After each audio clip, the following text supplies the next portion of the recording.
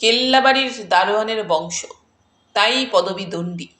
তারই এক মাস্তুতো ভাই চণ্ডী, চোর জোচ্চোর দেশটা করছে ধ্বংস।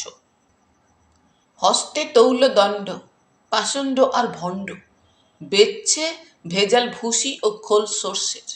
ষণ্ড দুটি আছে বড়ই হর্ষে, ऐसा दिन नहीं रहेगा बाप, বস্তার ভেতর রাস্তা ঢুঁড়ছে সাপ। পদ্যটা পড়ে বললুম, এর মানে কি বলতো? বস্তার ভেতর রাস্তা ঢুঁড়ছে সাপ, এ কথা কেন লিখেছেন ভান্ডারী মশাই?